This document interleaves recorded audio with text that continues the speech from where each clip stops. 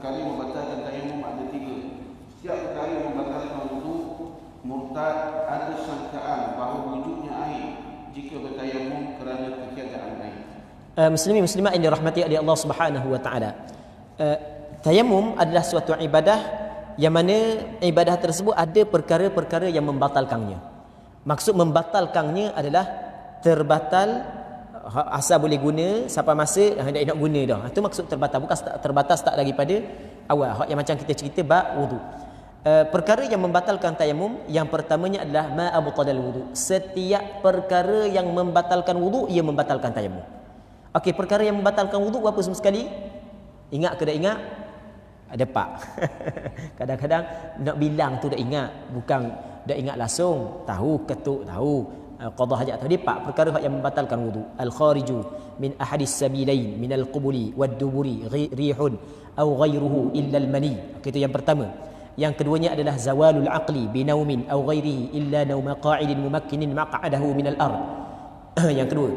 Yang ketiganya adalah iltiqa'u basyaratai rajulin wa imra'atin ajnabiyyaini kabiraini min ghairi ha'il.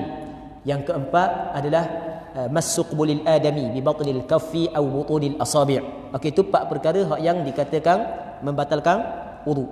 Setiap perkara yang membatalkan wudu ia juga membatalkan tayamum. Setiap perkara yang membatalkan wudu ia membatalkan tayamum. Okey, itu yang pertama. Yang keduanya adalah riddah. Riddah ni maksudnya murtad, wal iyad billah. Dia sebenarnya murtad, lain daripada riddah sebenarnya dalam penggunaan bahasa Arab. Cuma kita nak terjemah riddah ni kita terjemah murtad sebab orang kita faham lalu murtad. Dia berbeza lagu mana riddah dengan murtad? Bezanya adalah sama perbezaan di antara iman dengan mukmin. Riddah adalah masdar, murtad adalah wasaf. Riddah adalah terkeluar daripada agama Islam, manakala murtad adalah orang yang terkeluar daripada agama Islam. Iman adalah kepercayaan. Mukmin adalah orang yang mempunyai kepercayaan tersebut. Islam adalah agama. Muslim adalah orang yang mempunyai agama Islam. Okey, boleh. Itu perbezaan antara riddah dengan murtad. Riddah adalah masdar, manakala murtad adalah wasaf. Wasaf dia menunjuk di atas seseorang yang bersifat dengan suatu sifat. Okey, orang yang belajar ilmu saraf dia akan faham apa yang anda sebut tadi. Jadi antara perkara yang membatalkan wudu adalah riddah.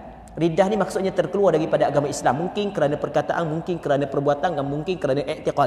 Na'udzubillahi min zalik. Kita sebut murtad benda yang paling kita takut sekali. Kita kena letak benda yang paling takut sekali. Sebab orang yang asalnya dapat hidayah tiba-tiba sesat pada penghujung, Allahu Rabbi, orang ni adalah secelaka-celaka manusia. Na'udzubillahi min zalik. Benda yang paling kita takut sekali. Rabbana la tuzigh qulubana ba'da idh hadaitana wa hab lana min ladunka rahmah innaka antal wahhab. Antara doa yang paling banyak dibaca oleh Rasul sebagaimana hadis yang diriwayat oleh Ummu Salamah radhiyallahu taala anha adalah Allahumma ya muqallibal qulub tsabbit qalbi ala dinik. Wahai Tuhan yang membolak-balikkan hati, tetapkan hatiku di atas agamamu. Baik, benda yang paling kita takut adalah murtad, wal iyad billah. Na'udzubillahi min dzalik. Semoga Allah Subhanahu wa taala menyelamatkan kita semua. Baik. Jadi apabila seorang tu murtad, wal iyad billah, terkeluar daripada agama Islam, maka batal tayamum dia. Okey, sebagai contoh lagu mana? Contoh seorang dia bertayamum sebelum daripada dia nak semayang saat itu berlaku perkara yang menyebabkan dia terkeluar daripada agama Islam. Lepas tu dia sedar, Allah, apa aku buat lagu ni? Apa aku kata lagu ni? Dia pun terus bertaubat, dia mengucap balik 2 kalimah syahadah, dia bertaubat kepada Allah Subhanahu wa taala. Adakah boleh dia bersembahyang ataupun dia mengerjakan solat dengan tayamum tadi? Tak boleh dah. Mesti kena bertayamum semula. Berbeza dengan wudu. Wudu lain. Wudu tidak batal dengan sebab riddah. Na'udzubillah min dzalik. Katakanlah seorang ni dia berwudu. Dalam perjalanan untuk hadir ke masjid, tiba-tiba terjadi perkara yang menyebabkan dia terkeluar daripada agama Islam. Dia sedar, dia terus beristighfar, dia terus bertaubat kepada Allah, dia mengucap 2 kalimah syahadah. Adakah wajib dia kena ambil wudu semula? Tidak. Wudu dia tidak terbatal dengan sebab riddah. Dia berbeza dengan tayamum. Okey. Yang ketiganya adalah tawahumul ma. Dia tawahum. Tawahum ni adalah ada waham, perasaan macam gerada air. Kita tak faham lagi. Gini. Dalam Al-Quran Allah Taala katakan fa illam tajidu ma'an fatayammamu. Sekiranya mung tidak dapat air maka mung kena tayamum. Apa maksud tidak dapat air? Mung yakin tak ada air. Kalau yakin tak ada air barulah boleh tayamum. Selama mana mung dok yakin tak ada air tak boleh tayamum. Sebab itulah diwajibkan dia kena cari sekitar, dalam kitab fiqh cerita, kena cari sekitar supaya yakin memang betul-betul tak ada air. Tiba-tiba dia tayamum, ada air situ. Sedangkan dia tayamum kerana tidak ada air, maka sangkaan ada air bermakna tidak yakin tidak ada air. Okey, boleh faham? Sangkaan, walaupun sangkaan 20%, 30%, ada air bermakna tidak yakin tak ada air. Apabila tidak yakin tidak ada air, sedangkan dia tayamum kerana tidak ada air, maka tayamum dia adalah tidak memada. Tayamum dia adalah tidak sah. Okey, boleh faham kan? Berbeza dengan tayamum kerana sakit. Tayamum kerana sakit bukan kerana tak ada air. Jadi apabila ada air sekalipun, tetap tayamum itu tidak terbatal. Dia terbatal tayamum kerana sakit apabila seseorang tu sembuh daripada sakit, baru terbatal. Dia tayamum kerana sakit. Sebelum daripada dia melakukan ibadat, tiba-tiba dia sembuh dah, maka tak ada guna dah tayamum. Okey, boleh faham? Dia mesti kena ambil wuduk semula. Qala faslu fima yathuru min an-najasat. Alladhi yathuru min an-najasat thalath. Al-khamru idza takhallalat bi nafsiha wa jildul mayyitati idza dubir wa ma sara hayawana. Fasal pada menyatakan istihalah yang menjadi suci ada 3. Arak yang berubah menjadi cuka dengan sendirinya, kulit bangkai apabila disamak, ataupun satu najis yang berubah menjadi haiwan. Okey, kita fasal ni fasal najis hak yang asal dia najis dia jadi suci. Dia najis lain daripada mutanajis. Okey, kita kena tahu istilah dulu. Najis lain daripada mutanajis. Najis zat dia adalah najis. Manakala mutanajis adalah benda tu suci tapi terkena najis. Cuma kadang-kadang ulama menggunakan najis untuk mutanajis. Kadang-kadang kita dikata najis, tetapi pada hakikatnya bukan najis, mutanajis. Okey. Katakanlah kita tai ayam tu bukan mutanajis, tai ayam tu adalah najis. Selipar kita kena tai ayam, maka selipar kita bukan najis, dipanggil mutanajis. Okey, boleh faham? Mutanajis adalah benda yang terkena najis. Di sana ada zat dia najis tapi bertukar menjadi suci. Ada zat najis bertukar menjadi suci. Dan dalam masalah benda ni dia panggil, dalam fiqh dia ada istilah yang dinamakan sebagai istilah istihalah. Istihalah adalah suatu istilah yang digunakan oleh ulama fiqh untuk suatu benda yang bertukar zat dia kepada zat yang lain. Itu makna istihalah. Istihalah ni bertukar daripada satu zat kepada suatu zat yang lain. Dalam mazhab Imam Syafi'i ada benda hak yang najis bertukar menjadi suci. Yang pertamanya adalah al-khamru, al-khamru idza takhallalat bi nafsiha. Arak apabila jadi cuka dengan sendirinya. Okey. Arak menurut mazhab Imam Syafi'i hukum dia adalah najis. Cuma arak ni tidak berlaku kesepakatan mengatakan najis. Tapi mazhab 4 mazhab mengatakan najis. Ada pandangan yang mengatakan arak tidak najis. Arak haram diminum sahaja. Manakala zat arak tidak najis. Ada pandangan. Antaranya adalah pandangan guru kepada Imam Malik, Imam Rabi'atul Ra'i. Anak murid kepada Imam Syafi'i, Imam Muzani, berpandangan bahawasanya arak tidaklah najis. Ada pandangan sebahagian daripada ulama fiqh. Namun apa hak yang pandangan majoriti ulama, arak adalah najis. Dan dalil yang mengatakan najis arak adalah dalil yang cukup kuat. Antaranya adalah hadis Nabi sallallahu alaihi wasallam yang mana ada seorang sahabat ditanya kepada Rasulullah, "Ya Rasulullah, inna nujawiru ahlul kitab." Kami hidup berdekatan dengan ahlul kitab. Yang mana ahlul kitab dia menggunakan puyuk mereka, puyuk lah orang kata puyuk mereka, dia gunakan puyuk untuk masak daging babi dan menggunakan bekas-bekas mereka itu untuk minum arak. Boleh tak kami nak guna bekas-bekas tersebut? Tengok. Jadi sahabat, kenapa kalau sahabat tanya tentang cawang ataupun bekas yang diguna oleh ahli kitab untuk minum arak, tanya Rasulullah? Kerana sahabat mengetahui bahawasanya ia adalah najis. Baik. Okey, itu antara dalil. Namun masalah kenajisan arak masih lagi dalam permasalahan khilafiyah, bukan permasalahan yang disepakati oleh para alim ulama. Pandangan hak yang majoriti ulama mengatakan arak adalah najis. Okey, ni asas dulu. Arak hukum dia adalah najis, termasuk pandangan mazhab Imam Syafi'i. Cuma arak bertukar menjadi suci apabila dia jadi cuka. Kita mungkin tidak tahu sebab kita tidak pernah buat benda tu. Kalau orang pernah buat, dia tahulah. Orang Arab suatu ketika dahulu, kalau dia nak buat cuka, antara cara buat cuka adalah dia ambil perahan buah inab, perahan buah anggur, dia perah, ambil juh tu, dia pun letak dalam payang. Sampai satu masa beberapa hari dia akan gelegok, dia akan mabuk. Lepas tu selang beberapa hari dia akan bertukar menjadi masam. Okey, ketika menjadi masam, tak ada mabuk dah, situ dia panggil cuka. Hukum cuka adalah suci. Bahkan Rasulullah pernah kata ni'mal idamu al-khallu. Sebaik-baik lauk adalah cuka. Ketika Rasulullah balik ke rumah dia, Rasulullah tanya, benda yang ada makanan benda. Lepas tu ada benda cuka. Kata Rasulullah, cuka je lauk dia. Kata orang rumah Rasulullah. Maka kata Rasulullah ni'mal idamul khall. Sebaik-baik lauk adalah cuka. Jadi apabila cuka ni adalah benda hak yang dimakan, pasti benda hak yang boleh dimakan adalah suci, maka arak yang bertukar menjadi cuka, hukum dia adalah suci. Pada asalnya najis, tapi bertukar menjadi cuka, maka cuka saat itu hukum dia adalah suci. Muslimin muslimat yang dirahmati oleh Allah Subhanahu wa taala. Tapi kena ingat, bukan semua cuka hak yang kita makan sekarang ni, proses untuk buat dia mesti melalui arak. Bukan semua. Ada bukan melalui proses arak. Mungkin dia pakai bahan ni pakai jadi cuka lah dah. Wallahu a'lam. Dalam mazhab Imam Syafi'i, arak yang pada asalnya najis bertukar menjadi suci apabila jadi cuka, dengan syarat dia jadi cuka dengan sendirinya. Itu maksud takhallalat binafsiha. Dia jadi cuka dengan sendiri. Maksud dia jadi cuka dengan sendiri, jangan kita meletakkan sesuatu benda yang lain di dalamnya. Kalau kita meletakkan sesuatu benda yang lain, contoh kita letak benda ni, kata kita letak tisu dalam, ataupun kita letak kulit kayu dalam, maka kalau kita buang sebelum daripada dia menjadi cuka, maka cuka tersebut suci. Tapi kalau kita biarkan sehingga dia jadi cuka, dalam mazhab Imam Syafi'i hukum arak tersebut adalah najis. Kerana ketika dia jadi arak, air itu najis. Barang yang kita letak, hak yang tidak patut kita letak, ia jadi najis. Hak ni tidak akan jadi suci. Apabila arak tu menjadi cuka, hak ni yang akan menajis cuka tersebut. Okey, tu apa hak yang dibincang, apa hak yang dihurai dalam mazhab Imam Syafi'i. Muslimin muslimat yang dirahmati oleh Allah Subhanahu wa taala. Okey, di tempat kita ada orang ambil tuak. Orang ambil tuak ni setengah negeri, kalau tuak ni benda mabuk. Tuak. Kalau Terengganu ni tuak orang panggil, niga orang panggil. Orang ambil niga nyor ke niga, tak kira lah niga benda pun, air niga, tahu kan air niga kan. Dia air niga ni biasa orang buat, dia akan letak kayu dia.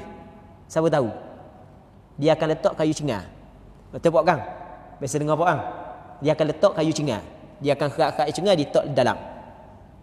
Ke tak biasa? Tanya orang buat tuak. Ana tahu sebab toki ana buat tuak. Kita tahulah maksudnya dia ambil tuak, lepas tu dia pun tok kayu cengar, tok dalam. Okey, katakanlah dia balik, dia tak buang pun kayu cengar sampai ke jadi mabuk, lepas tu bertukar menjadi cuka tuak, kayu cengar tu masih lagi ada dalam. Mengikut kaedah mazhab Imam Syafi'i, cuka tersebut tidaklah suci, bukan najis. Okey, jelas yang pertama. Yang keduanya adalah kata dia wal maitatu wa jildul maitati idza dubirat. Kulit bangkai. Apa makna bangkai? Bangkai ini adalah setiap binatang yang mati tanpa sembelihan syar'i. Setiap binatang yang mati tanpa sembelihan syar'i. Itu makna bangkai. Dia setiap bangkai adalah najis, melainkan bangkai ikan dan bangkai belalang. Kata Rasul, uhillat lana maitatani wa daman. Dihalalkan bagi kita dua bangkai. Jadi bangkai ikan, bangkai belalang itu tidak najis.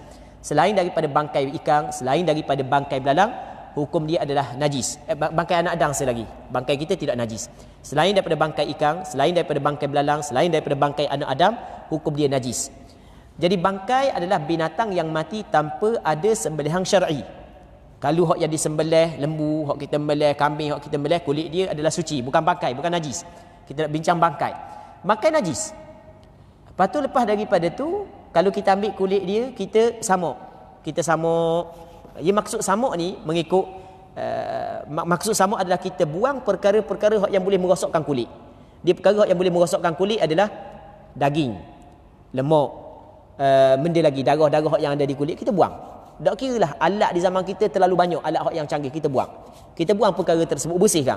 Maka tu yang dinamakan sebagai samuk. Maka ketika tu kulit yang najis tadi bertukar menjadi suci. Okey, kita buat contoh. Kita jumpa kulit rimau. Allah, kulit rimau mahal. Kulit rimau memang cukup mahal. Jangan main kulit rimau. Memang cukup mahal. Jadi rimau kena langgar di kereta, mampu herah. Kita pun ambil rimau, kita lapar. Cuma jangan kabur kena berigat Ini kita buat contoh sahaja, jangan buat sungguh, salah. Salah di sisi undang-undang. Ini kita buat contoh sahaja. Jadi kita ambil kulit rimau ke, kulit ular ke, kulit benda. Jangan kulit babi dengan kulit anjing je. Ikutlah kulit benda pun selain daripada tu. Kita ambil. kita ambil, kita lapoh-lapoh, kita buang kekotoran hak yang ada pada kulit, daging dia, lemak dia, urat dia, darah kita buang belaka. Tak kira lah dengan alat benda kita buang, maka kulit saat ni tu bertukar menjadi suci. Cabut pula. Kejap Ya kan dia ni duduk.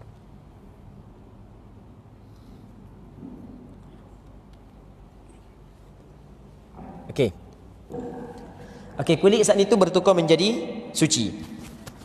Jadi apabila dia bertukar menjadi suci, maka boleh kita guna untuk sembahyang. Kalau kita nak buat beg duit pun tak apa, kita nak buat baju pun tak apa, nak buat piyah pun tak apa, nak buat tali pinggang pun tak apa, nak buat spender pun tak apa. Nak buat spender kulit kali, kulit ular. Hebat dia spender kulit ular tu. Tak ada masalah, boleh sembahyang. Dia suci di sini adalah boleh digunakan untuk sembahyang, bukan suci dengan makna boleh makan, bukan. Bukan suci boleh makan. Jadi kalau ambil kulit-kulit sana itu kita sama boleh makan tak? Bukan suci dengan makna boleh makan. Tetap dia tidak boleh dimakan. Okey, yang ketiganya adalah wa ma sara hayawanan. Maksudnya ma sara hayawanan, najis yang bertukar menjadi binatang. Okey, kita kata lembu mapuh, kuba mapuh. Okey, dok lama bangkai dia saat ni tu berulat. Jadi kuba saat ni tu hak yang mapuh jadi tukar jadi ulat. Maka ulat saat ni tu dihukumkan suci. Maksud dihukumkan suci adalah kalau sekiranya ulat tu duduk dalam poket kita selepas daripada kita basuh dah. Kita basuh sebab dia minta najis kan. Kita basuh, kita tok dalam poket. Kita pun zip molek poket, duk niok, kita sembahyang Allahu Akbar. Orang tak buat kerja gitu, tak ada faedah buat kerja gitu. Cuma kita nak royak hukum je, maksudnya tak ada masalah.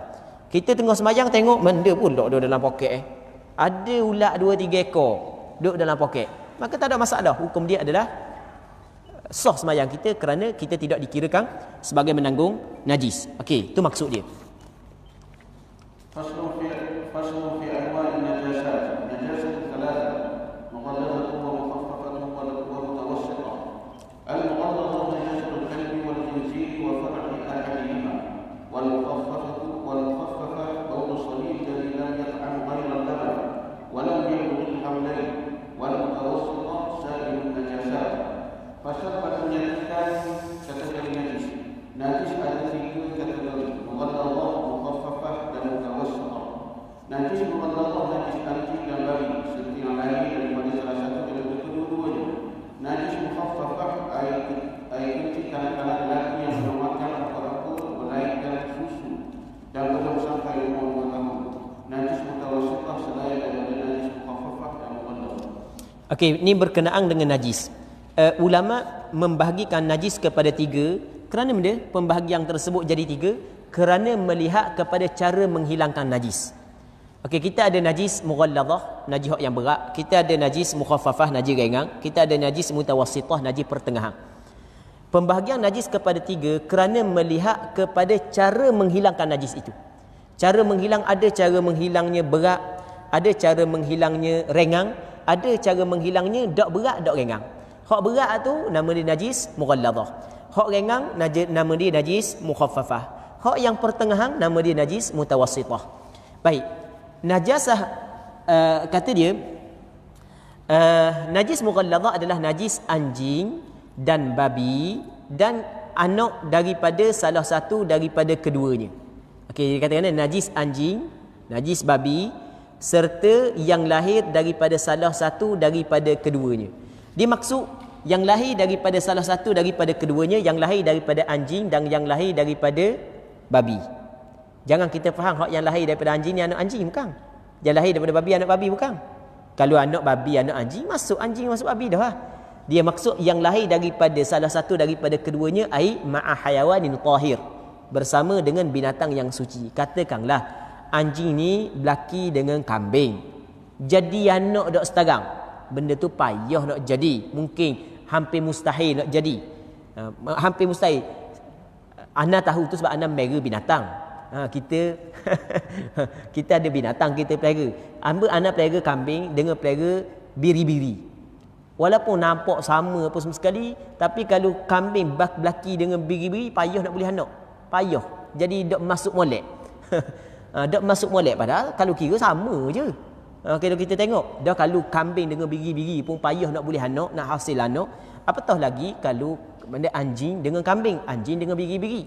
Tetapi walau bagaimanapun benda ni masih lagi di dalam ta'alluq qudrat. Maksudnya masih lagi di bawah kekuasaan Allah Subhanahu Wa Taala. Mungkin dapat lahir anak kacukang anak kambing kacukang dengan anjing ataupun dengan babi dan seumpamanya. Okey. Ketika mana kambing berlaki dengan anjing dapat anak, daripada segi hukum najasah anak saat itu dia ambil hukum najisnya mak dia. Maksudnya kalau mak dia anjing lah. Kalau bukan dia kira mak dia, kira gini. Silap. Dia kira mana hak yang lebih teruk di antara ibu dan bapak dia. Mana hak yang lebih teruk dari sebuah najis. Kalau bapak dia suci, mak dia najis, maka anak najis. Kalau pak dia najis, mak dia suci, anak dia juga dihukumkan najis. Okey, itu maksud dia. Sama juga kalau kacuk di antara binatang yang tidak boleh dimakan dengan binatang yang boleh dimakan, hukum anak dia adalah melihat mana yang lebih teruk daripada kedua ibu bapa dia. Jadi kalau ibu bapa dia salah satu tak boleh makan, maka anak tak boleh makan. Contoh kita kata bagal adalah kacukang daripada kuda dengan himar, maka tidak boleh makan bagal sebagaimana keldai tidak boleh makan. Berbeza dengan kuda. Baik. Yang keduanya najis mukhaffafah. Najis mukhaffafah adalah air kencing. Najis mukhaffafah hanya merujuk kepada air kencing saja. Selain daripada kencing bukan najis mukhaffafah. Air kencing kanak-kanak lelaki, kanak-kanak perempuan bukan najis mukhaffafah. Kanak-kanak lelaki yang tidak makan selain daripada susu. Susu ni tidak disyaratkan susu ibu dia. Asal kata susu, sama ada susu orang, susu binatang, yang penting susu. Okey, yang tidak makan selain daripada susu, hanya dia makan susu sahaja. Dia tidak makan ni bukan tak makan langsung. Hak yang selain daripada susu, kalau dia makan sekalipun hak yang lain daripada susu, bukanlah makan untuk mengenyangkan. Makan kalau hanya sekadar bertahnik dengan watama. Jadi kita beri sutir watama, nak lagi. Kita beri 2 utir, nak lagi. Ada 5 utir kita beri watama ke dia. Tapi bukanlah dia hanya cukup dengan buah tamar, mesti kena beri susu juga. Maka ketika tu masih lagi dia dikirakan najis dia adalah najis mukhaffafah. Okey, boleh air kecing kanak-kanak lelaki yang dia tidak makan selain daripada susu ibu dan umur dia tidak melepasi 2 tahun dengan pengiraan tahun Islam. Okey, ini antara syarat yang dikatakan najis mukhaffafah. Muslimin muslimat yang dirahmati oleh Allah Subhanahu Wa Taala. Cuma dalam perbincangan najis mukhaffafah biasanya kita akan sebut juga permasalahan baru iaitu budak di zaman kita ni oleh kerana mak kerja, ayah kerja, jadi tinggal ketuk. Okey, tinggal ketuk lah. Kalau cakap kita tinggal ketuk, tok kata biarlah tinggal ketuk lah, nak beri kau lain bimbang kau cucu ni. Dah tok nak cari mana susu, lama dah tok peceng, umur 68 dah tok ni, umur 70 dah, nak mari mana susu. Jadi cara dia adalah beli susu kedah, beli susu tank. Jadi apabila dia beli susu tank, jadi anak tu bakal minum susu tank tu lah, bertahan dengan minum susu tank tu lah. Balik mak dia balik kerja baru bagi susu. Jadi mak dia balik kerja pukul berapa? Lepas tu esok pergi kerja pula. Jadi banyak duduk dengan tok bagi susu tank. Okey, soalannya, kanak-kanak yang minum susu tank saat ni tu, susu tank lah kita katakan, susu tepung tu. Tak kira nama dia pun. Air kecing dia adakah masih lagi dinamakan sebagai najasah mukhaffafah ataupun tidak? Baik, kalau kita tengok, yang pertama sekali kalau kita tengok campuran susu, katakanlah botol susu banyak besar ni, kita akan letak susu banyak ni. Susu banyak ni hak yang selebihnya adalah air. Jadi bermakna banyak benda hak yang selain daripada susu berbanding dengan susu yang menjadi pemakanan dia. Okey, boleh faham? Yang pertama. Yang kedua, susu tank sekalipun campuran dia bukan semata-mata susu, ada campuran bahan-bahan lain walaupun hanya 2%, walaupun hanya 3%. Betul tak gitu? Betul tak gitu? Jadi bermakna kanak-kanak yang minum susu tank sebenarnya dia ada minum benda-benda yang selain daripada susu. Maka ketika tu najis dia bukan lagi najis najis mukhaffafah, bahkan dinamakan sebagai najis mutawassithah. Baik. Yang ketiganya adalah najis mutawassithah. Najis mutawassithah adalah najis yang selain daripada mughalladhah dan mukhaffafah.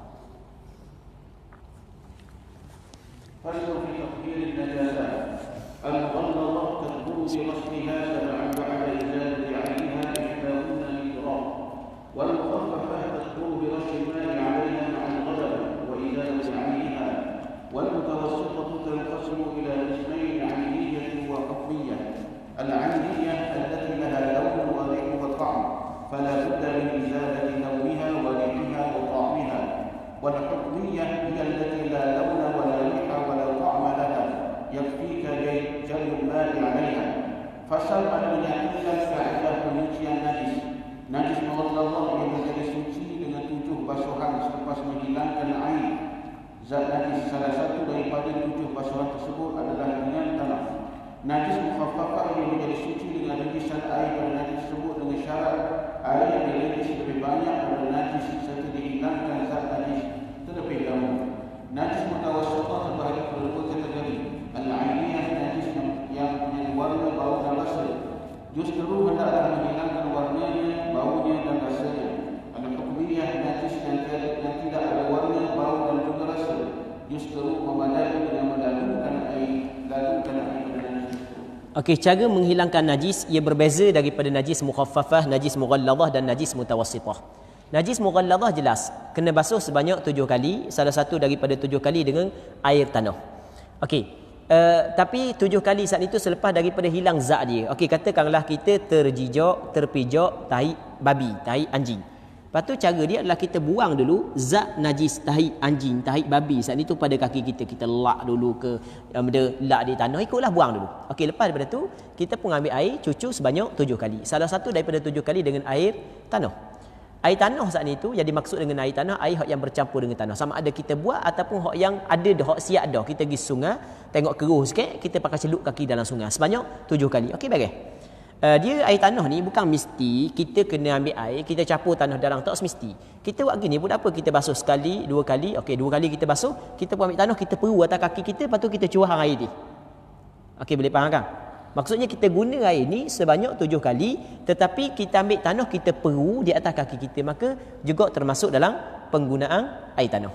Okey, jelas. Sama ada kita ambil tanah dalam, kita kucar salah satu, ataupun kita guna air ni sebanyak 7 kali, cuma kita dalam tengah-tengah tu kita peru tanah sikit di atas kaki kita. Nak mudah lagi di zaman kita ni, cukup mudah, baruh banyak, sungai banyak. Cuma jangan cari sungai tak ada buaya je. Kena cari sungai yang tak ada buaya, takut nak bersih kaki dengan kaki-kaki tak ada. Tu hak bimbang situ je. Jadi mudah je, pakai celup 7 kali selesai. Okey, di zaman kita memang cukup mudah. Bukan di zaman kita, di tempat kita memang cukup mudah. Adakah boleh kita nak tukar tanah dengan selain daripada tanah? Tidak dibolehkan. Dia hanya khusus kepada tanah, kerana dalam hadis yang diriwayat oleh Abu Hurairah kata Rasulullah ihdahunna biturab. Sedangkan di zaman Rasulullah ada juga alat penyuci yang selain daripada tanah. Jadi Rasulullah sebut tanah, maka kira guna tanah. Wallahu a'lam.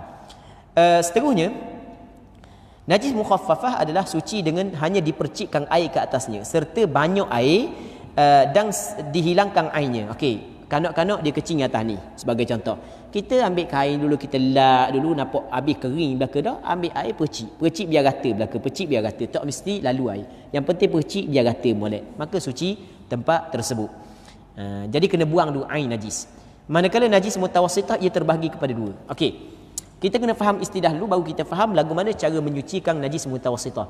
Yang pertama nama dia najis ainiyah, yang keduanya nama dia najis hukmiyah. Benda najis ainiyah, najis ainiyah adalah najis yang masih lagi ada ain dia ataupun masih lagi ada sifat dia. Itu maksud najis ainiyah. Sifat najis 3, rasa, bau dan warna. Dia rasa sebenarnya dengan mulut, tapi bukan mesti kita getek, bukan. Tek dengan lidah sekali. Bukan. Maksudnya kita agak-agak sahaja. Kita tengok bau, rasa dan warna. Okey, ni adalah sifat najis.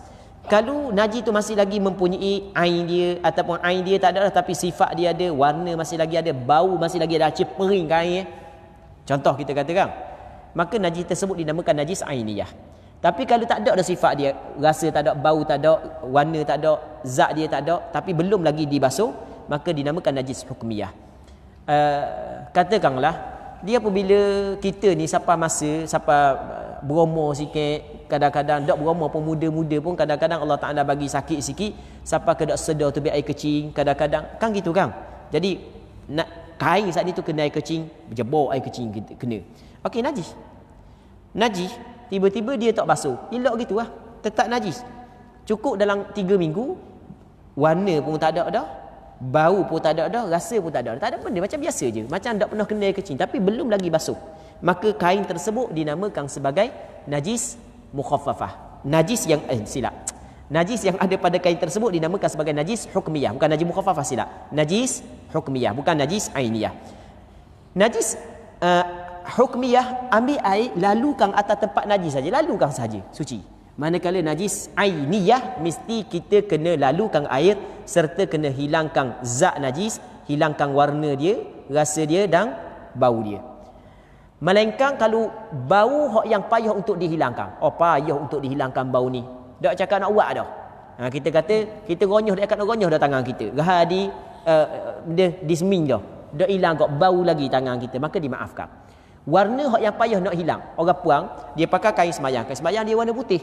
Sampai masa darah haid dia keluar. Dia darah haid keluar ni, amba pernah kabur banyak kali sebelum daripada darah haid darah haid orang puang ni nak mari dak kabur sepatah. Dia kalau dia WhatsApp mudah sikit, nak mari kat gigi jadi orang puan bersiap sedia lalu dah. Dia tak WhatsApp sepatah pun dak, kabur sepatah pun dak, buat miss call pun dak. Jadi sampai masa dia mari, kadang tekoh pakai baju sembahyang putih baru beli, mari habis merah. Okey, dan kena darah, maka orang puan nak basuh lah. Takkan tak elok gitu. Dia basuh saat ni dak ikat nak gonyoh, masih lagi ada kesang merah. Maka kata ulama, kesang warna merah hak yang payah untuk ditanggalkan dimaafkan. Hukum dia adalah dimaafkan.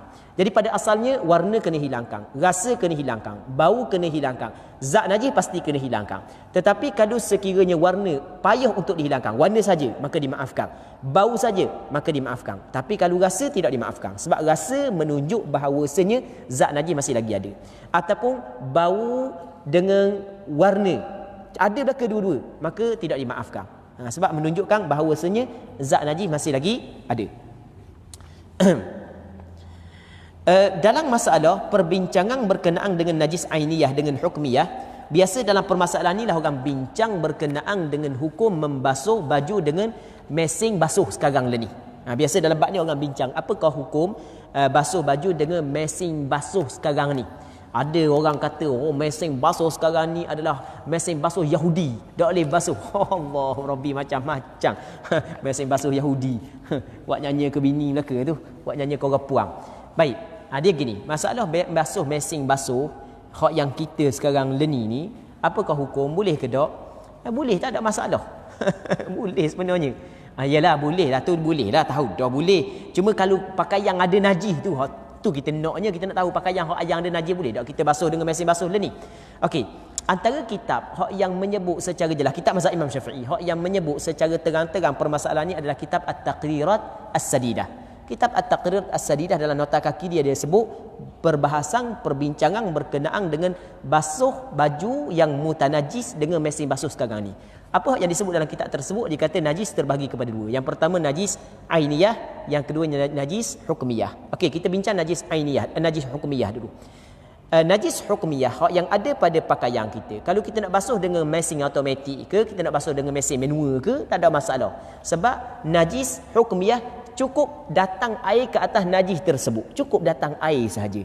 Jadi kita ambil baju kita letak dalam mesin basuh, nanti kita buka air pun mari, maka jadi suci baju tersebut. Okey, itu najis hukmiyah. Manakala najis ainiyah yang paling baik, hak sebaik-baiknya sebelum kita memasukkan najis kain tersebut ke dalam mesin basuh, kita buang dulu. Okey, darah hak ada kita gonyoh dulu. Tahi anak kita hak ada gonyoh dulu. Tak kiralah tahi anak ke tahi kita sendiri, tak kiralah, gonyoh dulu. Buang dulu. Buang baru letak dalam. Hak tu hak yang paling baik. Tapi kalau tidak buang macam mana? Okey, kalau tidak buang kita kena tengok. Yang pertamanya mesin basuh manual. Nanti mesin basuh manual, jadi apabila kita letak baju hak yang ada najis ainiyah, nanti kita lepas air. Air tak cukup 2 kolah. Jadi air campur dengan najis. Tadi kita cerita lagu mana tadi? Air yang sedikit apabila jatuh ada najis di dalamnya. Ada najis di dalamnya. Najis tersebut akan menajiskan air. Jadi kalau mesin basuh manual, maka lepas daripada kita buang air kat gigi, kita ambil, kita siram, barulah kita kering. Sebab kalau kita nak kering dulu baru nak siram, orang kata tak ada faedah buat gitu. Jadi dah hamba tak buat, kita hamba nak kering dulu baru hamba nak siram. Ikut mu boleh kau buat gitu, boleh kau. Kering dulu lepas tu siram. Boleh kau. Tapi hak yang comelnya adalah siram dulu baru masuk dalam bahagian kering, lepas tu kering, lepas tu baru jemur. Boleh, tak ada masalah. Tapi kalau sekiranya dia tidak siram dulu, lepas tu dia masuk dalam kering, lepas tu dia jemur lagu tu dia pakai, maka mengikut kaedah mazhab Imam Syafi'i, baju tersebut masih lagi dihukumkan sebagai mutanajis. Tu mengikut kaedah mazhab Imam Syafi'i. Okey, habis masalah mesin manual. Manakala mesin automatik. Mesin automatik zaman kita ni dia ada sekurang-kurang 3 kali air. Orang puang tahulah, orang lelaki tak tahu kala benda kali. Dia 3 kali air. Jadi apabila 3 kali air, kali yang pertama air mutanajis. Apabila dia keluar, lepas tu dia mari kali yang kedua, mungkin hak yang kali pertama najis. Hak tu hak yang asal ainiyah telah bertukar menjadi hukmiyah. Jadi mari kali kedua ataupun kali kedua pun masih lagi ainiyah, lepas tu dia pun buang-buang air jadi bertukar menjadi hukmiyah. Mari kali yang ketiga maka jadi bersih. Jadi pendek kata sama ada benda manual ke ataupun automatik, ada cara dia, boleh kita guna walaupun pakaian kita pakaian hak yang mutanajis. Wallahu a'lam. Qala al-faslu fi aqall al-hayd wal nifas wal tuhur. Aqall al-hayd yawm wal layla wa ghalibuhu 6 aw 7 wa aktharu 15 wa aktharu 15 yawman bilayaliha. Fasal pada menyatukan haid, nifas dan bersuci. Sekurang-kurang tempoh haid sehari semalam. Tempoh kebiasaannya 6 atau 7 hari. Sebanyak tempoh haid 15 hari 15 malam.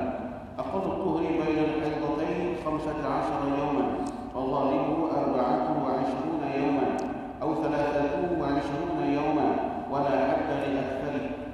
Sekurang-kurang tempoh suci antara 2 haid 15 hari. Tempoh kebiasaannya 24 atau 23 hari. 24 hari atau 23 hari. Sebanyak-banyak tempohnya tidak ada had. Aqallu nifasin majjah wallahu 40 yawman wa aktharu 60 yawman. Sekurang-kurang tempoh nifas satu percikan, tempoh kebiasaan 40 hari, sebanyak-banyak tempohnya 60 hari. Okey, kita masuk dalam perbahasan baru, iaitu perbahasan darah haid dan darah nifas. Begitu juga kita akan bincang berkenaan dengan suci. Haid dan nifas adalah darah yang keluar daripada kemaluan perempuan, yang mana dia ada tempoh dia dan ada hukum-hukum yang tertentu yang berkait dengan haid dan nifas. Secara ringkasnya, haid adalah damu jibillatin yakhruju min aqsa rahimil mar'ah ala sabilis sihah fi awqatin makhsusah. Maksudnya darah kebiasaan. Darah kebiasaan maksudnya biasa orang puang hak yang normal keluar darah tersebut. Sebab itulah Rasulullah khabar kepada Aisyah, hadza syai'un katabahu Allahu ala banati Adam. Ini merupakan sesuatu yang Allah Taala telah tetapkan kepada anak perempuan Nabi Adam alaihi salam. Jadi haid ni adalah darah kebiasaan yang keluar daripada pangkal rahim perempuan ketika perempuan tu sihat, tidak ada sakit dan tidak berpenyakit di dalam waktu-waktu yang tertentu. Haid dia ada tempoh dia, sekurang-kurang haid, kebiasaan haid dan sebanyak-banyak haid. Sekurang-kurang haid adalah sehari semalam, iaitu 24 jam. Jadi kalau darah keluar tidak sampai 24 jam, maka darah tersebut bukanlah darah haid. Okey, itu yang pertama. Yang keduanya adalah sebanyak-banyak haid ataupun kebiasaan haid. Ramai-ramai orang puang lagu ni haid dia 6 ataupun 7 hari. Ini ramai-ramai orang puang. Yang ketiganya adalah sebanyak-banyak haid. Sebanyak-banyak haid mengikut mazhab Imam Syafi'i adalah 15 hari 15 malam. Maksud 15 hari 15 malam adalah kena cukup 15 hari 15 malam. Katakanlah orang puang ni mula keluar darah haid pada pukul 10 pagi 1 hari bulan. Maka dia akan cukup 15 hari 15 malam adalah pada pukul 10 pagi 16 hari bulan. Bukan pada 10 pagi 15 hari bulan. Okey, boleh faham kan? Pengiraan ni di antara pengiraan yang penting. Kita dalam menyelesaikan masalah haid, pengiraan antara perkara yang paling penting. Pengiraan. 15 hari cukup ke tak? Ambil ulang sekali lagi. Dan beryakin ramai hak yang duduk dalam masjid kita pada petang ni pernah dah dia masuk dalam daurah-daurah sebelum daripada ni, sama ada bersama dengan hamba ataupun daripada ustaz-ustaz yang lain membincangkan tentang permasalahan darah wanita. Jadi pengiraan 15 hari mana? Kalau katakanlah orang puang keluar haid dia pada pukul 10 pagi 1 hari bulan, dia akan cukup 15 hari 15 malam adalah 10 pagi 16 hari bulan. Jangan kira 10 pagi 15 hari bulan. Jadi kalau kira 10 pagi 15 hari bulan dah cukup 15 hari 15 malam. Dah dia kira dah 1 hari bulan kan 10 pagi 1 hari. 1 2 3 4 sampai 15 cukup lah. 15 hari dah tu. Dah. Kan kira gitu. Okey, kalau dia kira dia keluar 10 pagi 1 hari bulan, dia sehari semalam 10 pagi 2 hari bulan. 10 pagi 3 hari bulan baru 2 hari 2 malam. 10 pagi 4 hari bulan baru 3 hari 3 malam. Begitulah seterusnya. Okey, itu yang pertama. Manakala kebiasaan haid adalah 6 ataupun 7 hari. Ini antara perkara hak yang penting, hak yang perlu kita kena tahu. Jadi sekurang-kurang haid adalah sehari semalam, kebiasaan 6 ataupun 7 hari, sebanyak-banyak adalah 15 hari 15 malam. Manakala sekurang-kurang suci di antara 2 haid, 15 hari 15 malam. Sekurang-kurang suci di antara 2 haid 15 hari 15 malam. Maksud dia sekurang-kurang suci di antara 2 haid 15 hari 15 malam, orang puang ni datang haid Lepas tu dia mengalami suci. Keluar pula darah. Darah yang keluar pula tidak boleh dihukumkan haid yang baharu, melainkan kena ada tempoh sekurang-kurang suci 15 hari 15 malam. Kalau dah cukup lagi 15 hari 15 malam, darah tersebut masih lagi dihukumkan sebagai darah istihadah. Okey, boleh jelas orang puan kan? Tu yang dimaksud dengan sekurang-kurang suci adalah 15 hari 15 malam. Okey, bagaimanakah cara pengiraan 15 hari 15 malam? Adakah dikirakan bermula pada hari yang ke-6 lah, ataupun dikirakan bermula daripada perempuan itu mengalami suci? Okey, kita boleh faham soalan.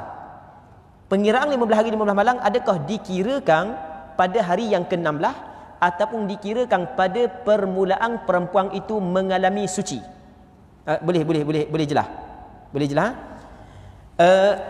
Katakanlah orang puang ni mari darah 7 hari. 7 hari, air ke-8 suci. Okey, air ke-8 suci tu dipanggil permulaan suci. 15 hari 15 malam kena kira hari yang ke-8 ke bermulanya, ataupun kira pada hari yang ke-6 lah. Okey, boleh faham soalan. Soalan boleh faham tak? Boleh faham soalan? Hak yang perlu dikira mana? Dikira adalah pada permulaan suci, bukan pada hari yang ke-6 lah. Dengan kesepakatan ulama daripada berbagai mazhab. Tidak ada satu mazhab pun yang mengirakan hari yang ke-6 lah permulaan suci. Dia kena kira mana? Pada hari yang ke-8. Kalau haid dia 7 hari, hari ke-8 suci, situ lah permulaan kiraan suci dia. Kalau haid dia 9 hari ke-10 suci, hari ke-10 kena kira. Bukan kira hari yang ke-6 lah. Okey, boleh faham? Apa kau lagi, bukan setakat mazhab Imam Syafi'i, tidak ada satu mazhab pun yang menyebut bahawasanya kena kira pada hari yang ke-6 lah. Okey. Jadi kalau dia mengalami suci pada hari yang ke-8, maka hari yang ke-8 adalah permulaan suci dia. Jadi 7 hari datang haid, capur 15. 7 capur 15, berapa lah? 22. Okey, nak hukum haid baru adalah hari yang ke-23. Kalau 23 datang darah, haid baru. Kalau sebelum 23 datang darah, bukan haid lagi. Sebab dah cukup lagi 15 hari. Itu maksud sekurang-kurang suci adalah 15 hari, 15 malam. Seterusnya, kebiasaan suci adalah 23 atau 24 hari. Itu kebiasaan suci. Sebab dalam tempoh 30 hari, dalam tempoh sebulan, orang puan datang haid, datang suci. Dah ghalib haid 7 hari, 6 hari, jadi baki lagi 23 dan 24. Manakala sebanyak-banyak haid, sebanyak-banyak suci, tidak ada batasan. Tidak ada batasan sebanyak-banyak suci. Dan mungkin orang puan tu sampai ke setahun tak ada haid, 2 tahun tak ada haid. Orang puan umur 60 mana mari haid dah. Ni umur 70, start daripada umur 60 sampai ke umur 70, 10 tahun tak mari haid. Suci belaka tu. Okey, habis. Muslimin muslimat yang dirahmati oleh Allah Subhanahu wa taala, berkenaan dengan nifas pula. Sekurang-kurang nifas adalah satu percikap. Maksudnya selepas daripada bersalin, perempuan mendapati ada darah pada kemaluan dia, walaupun sekejap, walaupun 1 saat, maka darah tersebut dihukumkan sebagai darah nifas. Allah. Seterusnya, kebiasaan nifas adalah 40 hari. Kebiasaan nifas 40 hari mengikut mazhab Imam Syafi'i. Sebanyak-banyak nifas adalah 60 hari. Maksud kebiasaan nifas 40 hari adalah biasanya perempuan keluar darah nifas 40 hari. Itu kebiasaan. Tapi bukan mesti 40 hari. Ada perempuan 39, ada perempuan 37, ada perempuan 35 hari, ada perempuan 44, ada perempuan 45. Tapi sebanyak-banyak nifas adalah 60 hari.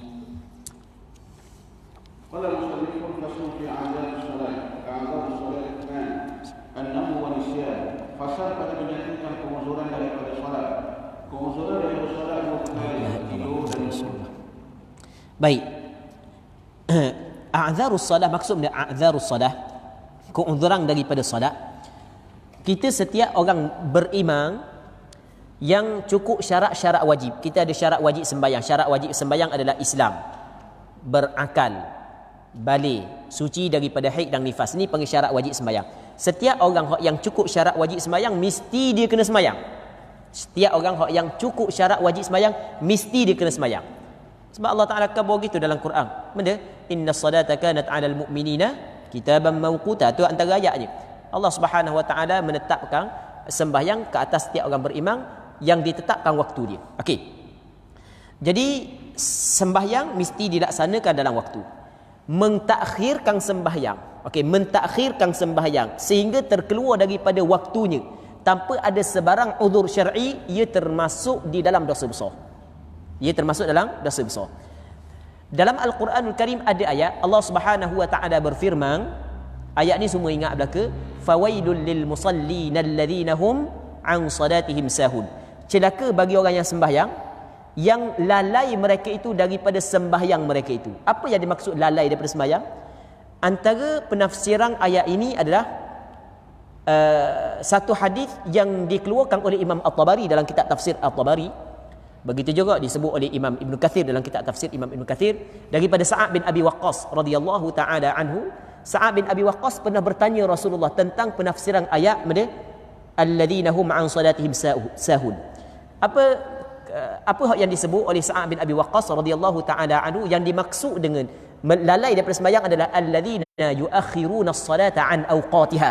Orang hak yang melewatkan sembahyang daripada waktunya. Sebab itulah melewatkan sembahyang daripada waktunya. Dia sembahyang kau bukan tak sembahyang, tapi sembahyang di luar waktu tanpa ada sebarang uzur syar'i.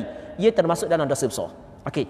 Namun kalau ada uzur syar'i maka tidak menjadi masalah. Antara uzur syar'i adalah terlupa, antara uzur syar'i adalah tidur. Tidur di antara uzur syar'i. Terlupa di antara uzur syar'i. Maka orang yang tinggal sembahyang kerana tertidur maka dimaafkan. Tak dosa.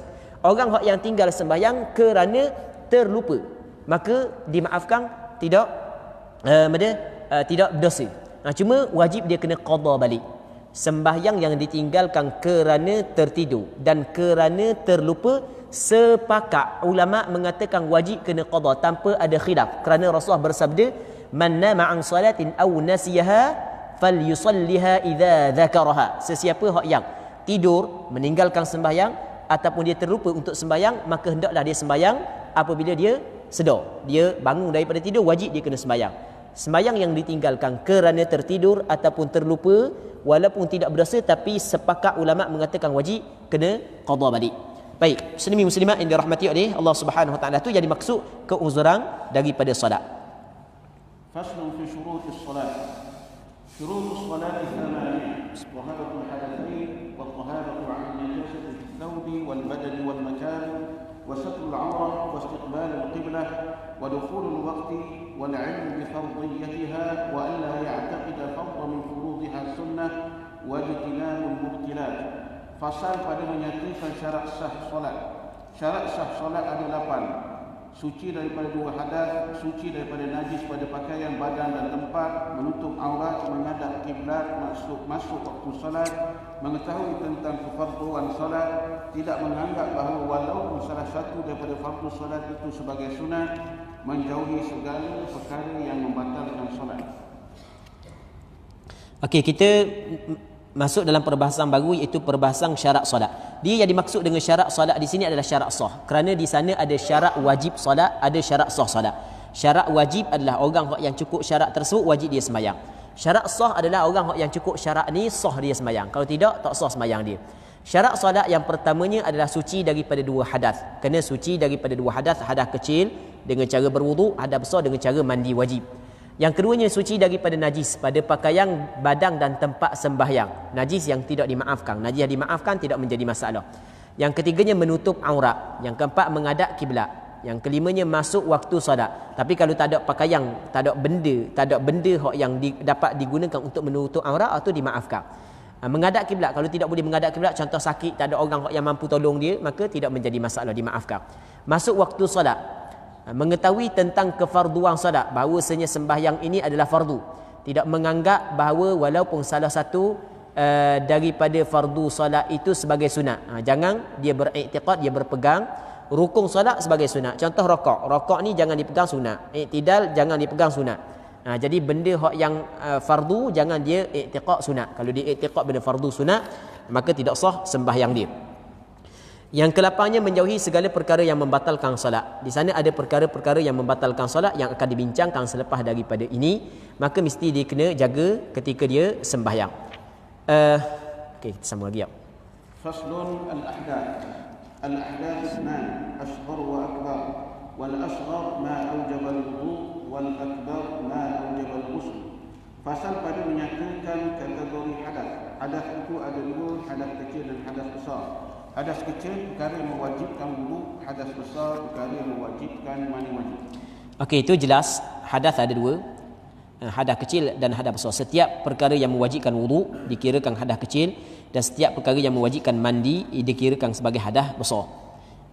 Cuma biarlah tak payah sebutlah. Cukup dah situ. Jadi ada hadas kecil dan ada hadas besar. Faslun aqsamul awrat. Al-awrat arba'. Awratul rajuli mutlaqa wal amati fi shalah ma baina surrati wal rukbah. Wa awratul hurrati الحرة في الصلاة جميع بدنها ما سوى الوجه والكفين وعورة الحرة والأمنة عند الأجانب جميع البدن وعند محارمها والنساء ما بين السرة والركبة. Fasal pada menyatakan aurat-aurat. Aurat itu ada empat. Aurat lelaki secara mutlak dan hamba perempuan dalam solat, iaitu anggota di antara pusat dan lutut. Aurat perempuan yang merdeka dalam solat, kesemua anggota tubuh badannya kecuali muka dan dua tangan hingga ke pergelangan. Aurat perempuan merdeka dan hamba perempuan di sisi ajnabi, orang yang boleh dikahwini, keseluruhan tubuh badan. Aurat perempuan merdeka dan hamba perempuan di sisi mahramnya dan perempuan lain, apa yang ada di antara pusat dan lutut. Muslimin muslimat yang dirahmati oleh Allah Subhanahu wa taala. Ni kita masuk dalam perbahasan baru, iaitu perbahasan yang berkait dengan aurat. Aurat pada asasnya ia terbagi kepada dua. Yang pertamanya aurat di dalam sembahyang, yang keduanya aurat bin nisbati ilan nazar. Aurat dalam sembahyang satu, yang keduanya aurat bin nisbati ilan nazar dengan nisbah kepada pandangan. Kadang pandangan orang lelaki kepada orang puang kepada orang lelaki, sama-sama lelaki, sama-sama puang, dia ada aurat-aurat dia. Baik. Kata dia, aurat ada empat. Yang pertama aurat lelaki secara mutlak. Mana secara mutlak?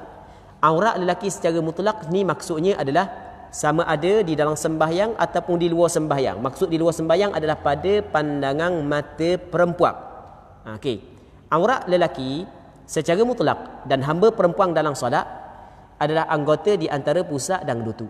Itu aurat lelaki dalam sembahyang. Apa yang diwajibkan kepada lelaki tutup ketika di sembahyang adalah antara pusat dengan lutut. Antara pusat dengan lutut. Manakala aurat lelaki pada pandangan mata perempuan, ulama berbeza pandangan. Mazhab Imam Syafi'i ada dua pandangan. Yang pertamanya adalah seluruh tubuh. Sebagaimana perempuan seluruh tubuh pada pandangan mata lelaki, begitu juga lelaki pada pandangan mata perempuan adalah seluruh tubuh. Okey, itu pandangan yang pertama. Pandangan yang kedua adalah di antara pusat dengan lutut. Apa yang disebut di sini adalah di antara pusat dengan lutut. Kalau kita jumpa kitab fiqh mazhab Imam Syafi'i, dia kata mana aurat lelaki adalah seluruh tubuh pada pandangan mata wanita je. Memang ada pandangan dalam mazhab Imam Syafi'i. Baik. Itu yang pertama. Yang keduanya aurat hamba perempuan. Sekarang ni tak ada hamba perempuan. Dulu ada hamba perempuan, yang mana hamba perempuan aurat dia lebih ringan daripada aurat perempuan merdeka. Aurat hamba perempuan hanya di antara pusat dengan lutut di dalam sembahyang. Bukan kata pergi luar dalam sembahyang. Pergi luar tak boleh. Jadi pakai antara pusat dengan lutut je, pergi jalan antara tu tak boleh. Baik.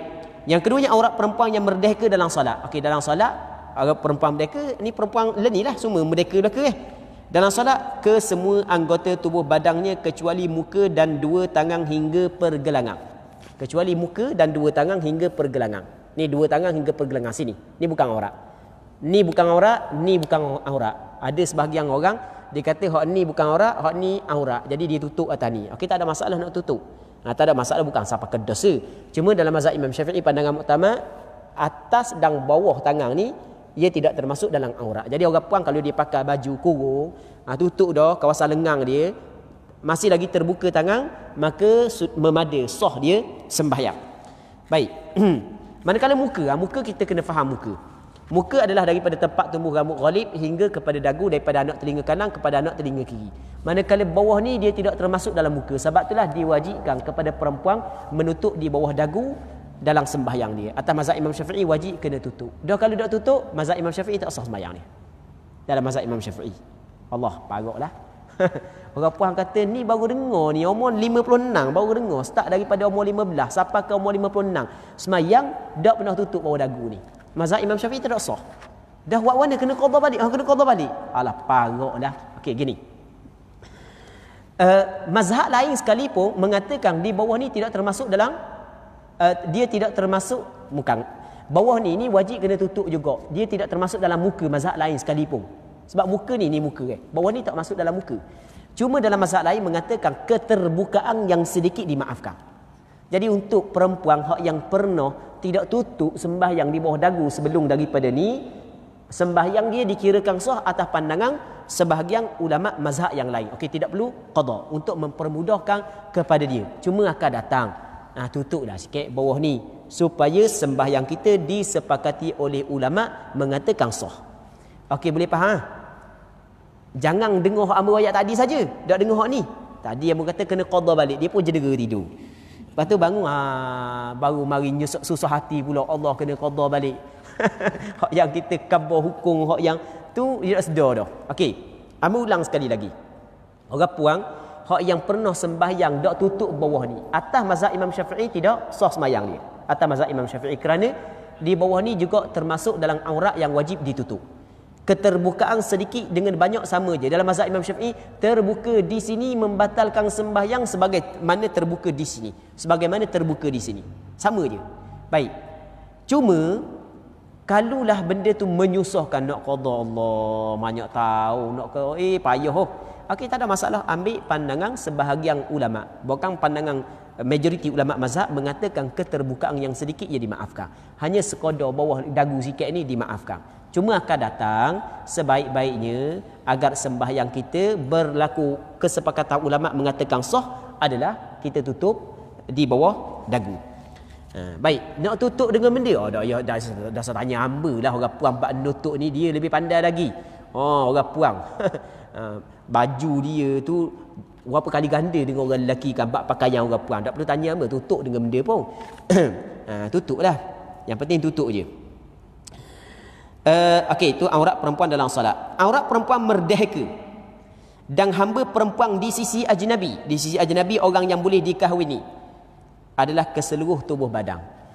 Kalau kita tengok sebahagian ulama mutaakhirin dalam mazhab Imam Syafi'i meletakkan aurat perempuan merdeka di hadapan lelaki ajnabi adalah seluruh tubuh tanpa ada pengecualian. Dia sama dengan mazhab Hanbali. Dalam masalah ini sama mazhab Hanbali dengan mazhab Syafi'i. Tapi bukanlah sama atas pandangan muktamad mazhab Imam Syafi'i, mengikut pandangan ulama mutaakhirin mazhab Imam Syafi'i. Pandangan ulama mutaakhirin mazhab Imam Syafi'i mengatakan aurat perempuan adalah seluruh tubuh tanpa ada pengecualian. Tanpa ada pengecualian, sama dengan mazhab Hanbali. Itu mazhab Hanbali sebenarnya, tapi sama mazhab Syafi'i dalam masalah ni. Tapi mengikut pandangan majoriti ataupun kebanyakan ulama mutaakhirin, termasuk pengarang kita Matan Safinatun Najah. Namun pandangan muktamad dalam mazhab Imam Syafi'i adalah aurat perempuan di hadapan lelaki ajnabi adalah seluruh tubuh kecuali muka dan dua tangan. Muka tidak termasuk di dalam aurat. Cuma kadang-kadang wajib perempuan kena menutup muka dia kalau muka dia boleh mendatangkan fitnah. Kalau muka dia boleh mendatangkan fitnah, wajib dia kena tutup. Tutup bukan kerana aurat, tapi kerana nak mengelak daripada fitnah. Allahu Rabbi, dia ni terlalu comel sangat. Siapa ke pok cik hak yang ada gaut hilang gaut. Sebagai contoh, hak jalan ketor-ketor hilang habis ketor-ketor. Hak nitah jalan tak jadi nak nitah jalan. Berapa kali orang ping. Tak sedar setara. Maka wajib dia kena tutup untuk mengelak daripada fitnah. Okey. Muslimin muslimat yang dirahmati oleh Allah Subhanahu wa taala.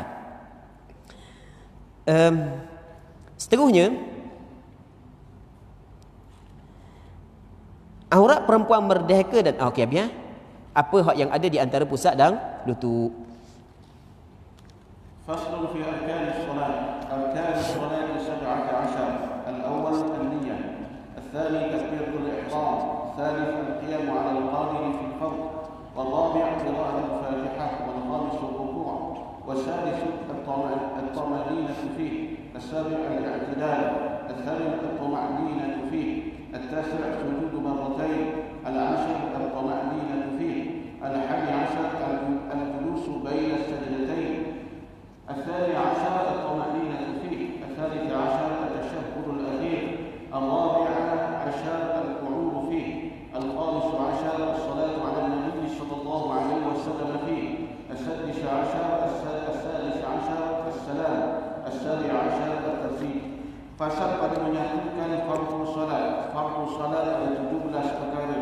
Pertama niat, kedua takbiratul ihram, ketiga berdiri bagi yang mampu ketika Keempat, membaca Al-Fatihah. Kelima, rukuk. Keenam, tumakninah ketika rukuk. Ketujuh, i'tidal. Kelapan, tumakninah ketika i'tidal.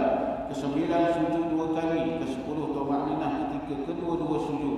Ke-11, duduk di antara 2 sujud. Ke-12, tumakninah ketika duduk antara 2 sujud. Ke-13, membaca tahiyat akhir. Ke-14, duduk ketika membaca tahiyat akhir. Ke-15, selawat ke atas Nabi sallallahu alaihi wasallam ketika duduk tahiyat akhir. Ke-16, memberi salam. Ke-17, tertib. Baik, muslimin muslimat yang dirahmati oleh Allah Subhanahu wa taala, kita masuk dalam perbahasan baru, iaitu perbahasan yang dikenali sebagai rukun sembahyang.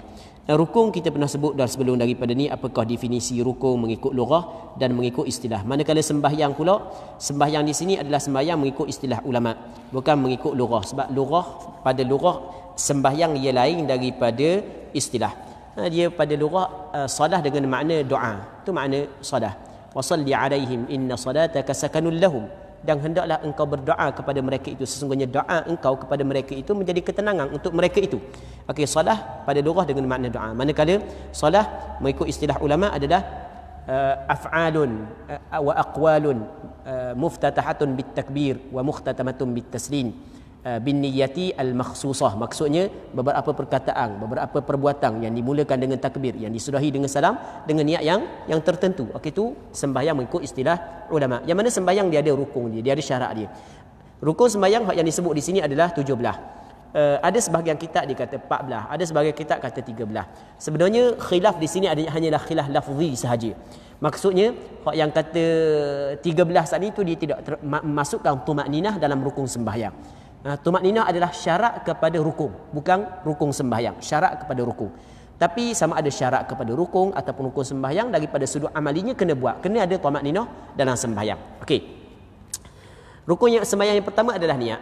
Innamal a'malu binniyat. Yang kedua adalah takbiratul ihram. Takbirah ucapan Allahu akbar. Al-ihram mengharamkan sebahagian daripada perkara yang dihalalkan sebelum daripada sembahyang.